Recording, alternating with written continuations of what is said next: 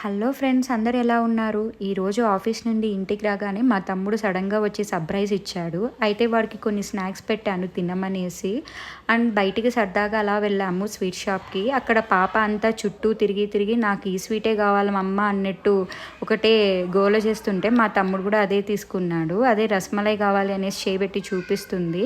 ఇంకా పాప కోసం వాడు అదే తీసుకొని ఇద్దరు ఎంజాయ్ చేస్తున్నాడు. వాడు తింటూ పాపకు కూడా తినిపిస్తున్నాడు. మొత్తం స్వీట్ అంతా నా కూతురే తినేసింది. బాగుందని చెప్పేస్తుంది, చాలా బాగుంది అనేసి ఎక్స్ప్రెషన్స్ పెడుతుంది. అండ్ ఈరోజు కర్రీకి అయితే ఇలా డిన్నర్కి క్యాలీఫ్లవర్ కర్రీ చేసుకున్నాము. పీసెస్ని ఇలా చిన్న చిన్నగా కట్ చేసుకొని హాట్ వాటర్లో వేసుకోవాలి. అవి బాగా ఉడుకుతున్నప్పుడు కొద్దిగా పసుపు కారం అన్నీ వేసుకొని ఒక 60% ఉడికించుకోవాలి. దానివల్ల దాంట్లో ఉన్న బ్యాక్టీరియా అంతా చనిపోతుంది. ఇప్పుడు అదే ప్యాన్లో కొంత ఆయిల్ వేసుకొని వేడయ్యాక ఆవాలు జీలకర్ర పచ్చిమిర్చి ఆనియన్స్ అన్నీ వేసుకొని బాగా వేయించాలి. తర్వాత ఆ ఆనియన్స్ వేగిన తర్వాత కొంచెం సాల్ట్ వేసుకోవాలి. అండ్ అల్లం వెల్లుల్లి పేస్ట్ వేసుకొని పచ్చివాసన పోయేంత వరకు బాగా ఉడికించాలి.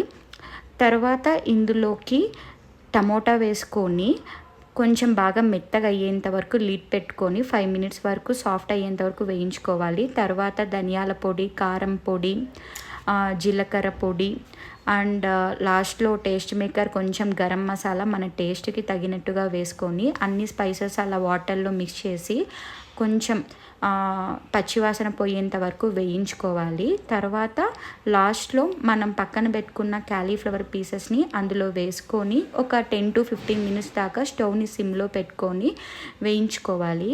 ఈరోజైతే బెంగళూరులో చాలా మంచి తర్వాత వర్షం పడుతుందండి. అందుకే మీకు కొంచెం చూపిస్తున్నాను. చూసారా పైన ఉరుములు ఎలా మెరుస్తున్నాయో.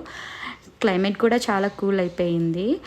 తర్వాత మన కర్రీ విషయానికి వస్తే ఈ కన్సిస్టెన్సీ ఉంటే చాలండి, రెడీ అయిపోయినట్టే ఆల్మోస్ట్. ఈ కర్రీని వైట్ రైస్ చపాతీతో చేసుకొని తింటే చాలా బాగుంటుంది. మేమైతే ఈరోజు రాత్రికి చపాతీ చేసుకున్నాము, దాంట్లోకి కర్రీ వేసుకొని తిన్నాము. Thanks for watching our video. Video కానీ నచ్చితే లైక్ షేర్ అండ్ సబ్స్క్రైబ్.